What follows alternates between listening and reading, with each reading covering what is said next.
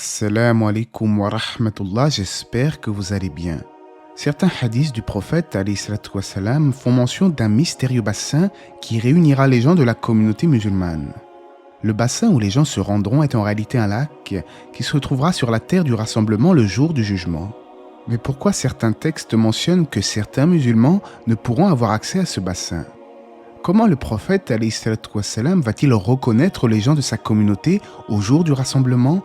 On en parle tout de suite après la petite intro.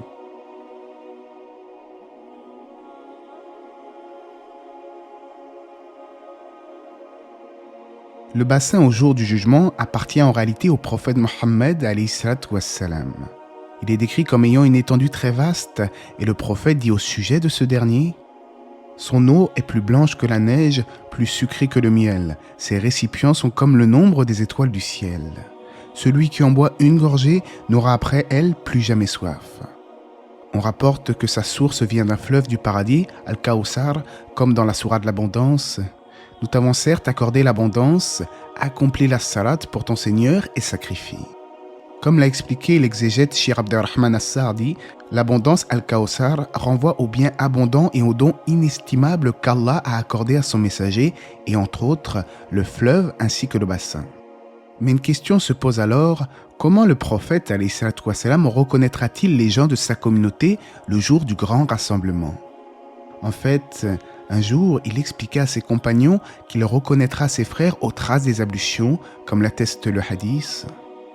Ainsi, mes frères viendront le jour de la résurrection avec des marques blanches au front, aux mains et aux pieds à cause de leurs ablutions, et je les devancerai au bassin. Il y aura en revanche des hommes qu'on repoussera loin de mon bassin comme on repousse un chameau égaré. Et moi de les appeler: venez-y.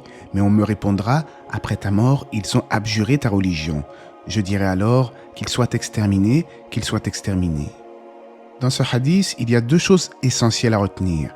La première chose est que le prophète alayhi salatu wassalam reconnaîtra les gens de sa communauté aux traces des ablutions. Que dire alors de celui qui ne prie pas? Beaucoup de gens aujourd'hui, malheureusement, ne prennent nullement le temps de consacrer au minimum une demi-heure par jour pour leur créateur, mais à contrario, ils passent des heures et des heures à s'adonner à des futilités. Qu'en sera-t-il lorsque le prophète ne pourra même pas reconnaître ces gens au jour du jugement, vu qu'ils n'ont même pas accompli leurs ablutions? Cependant, il n'est jamais trop tard. Ne soyons pas de ceux qu'Allah a décrits dans son noble livre. Puis leur succédèrent des générations qui délaissèrent la prière et suivirent leur passion, ils se trouveront en perdition. Deuxièmement, le hadith nous informe que l'on repoussera des gens du bassin du prophète alayhi salatu wassalam parce qu'ils ont abjuré leur religion. Les hadiths en ce sens mentionnent que l'on a dit au prophète également alayhi salatu wassalam: tu ne sais pas ce qu'ils ont inventé après toi. Mais alors quel est le sens de ces propos? Les savants ont donné plusieurs interprétations sur les hadiths liés au bassin. Certains avis laissent entendre que les gens repoussés du bassin du prophète, ce sera les hypocrites et les apostats, car il est possible qu'ils soient rassemblés avec des traces liées à leurs ablutions, même si cela ne leur servira à rien. En effet, les hypocrites priaient ici-bas, et les apostats priaient avant de renier l'islam, sinon ils n'auraient jamais été musulmans. Et oui, car la prière est une condition pour être musulman, et on rapporte en ce sens du messager d'Allah alayhi salatu wassalam: certes, entre un homme et l'association et la mécréance, il y a l'abandon de la prière. En toute objectivité, je tiens à préciser tout de même que même si je partage cet avis, ce n'est pas l'avis de tous les savants. Certains pensent que celui qui abandonne la prière sans renier son caractère obligatoire reste tout de même musulman, en grand danger certes, mais musulman. Aussi, il y a un autre avis qui explique que les gens rejetés du bassin, ce sont les auteurs des péchés majeurs, malgré qu'ils soient musulmans, ainsi que les hérétiques en matière de religion. En d'autres termes, des gens qui ont innové des pratiques religieuses au nom même de l'islam. Selon l'imam Al-Qurtubi, les savants ont dit que toute personne qui renie sa religion ou innove en la matière sera repoussée loin du bassin du messager d'Allah, alayhi salatu wassalam. Certains pourraient alors se demander: mais qui sont ces musulmans qui ont cherché à altérer la religion d'Allah?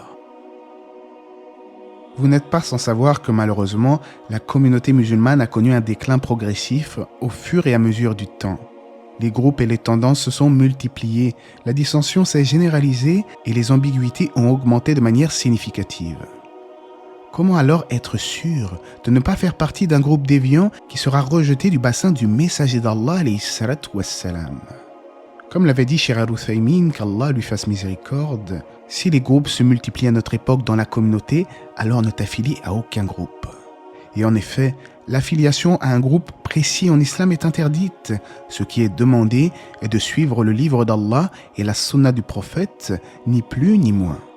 Allah dit dans le Coran dans le sens du verset « Et qui profère plus belle parole que celui qui appelle à Allah, fait bonne œuvre et dit « Je suis du nombre des musulmans » Allah nous enjoint donc à nous décrire musulmans et non de s'attribuer une dénomination particulière parce que soi-disant les groupes se seraient multipliés, alors il faudrait se différencier, etc.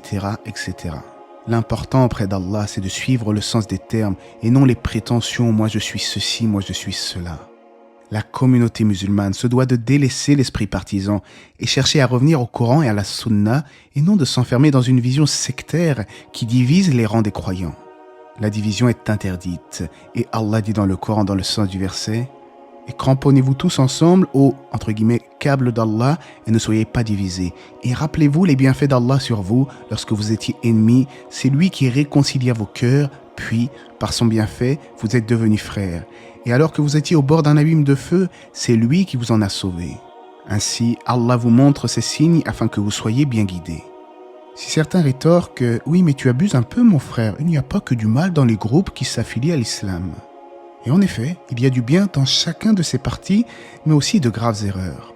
La chose qui m'a le plus étonné concernant cette problématique depuis de nombreuses années, c'est que chacun d'entre ces hizb, chacun d'entre ces partis détient une facette de l'islam, mais se focalise uniquement sur un aspect en particulier.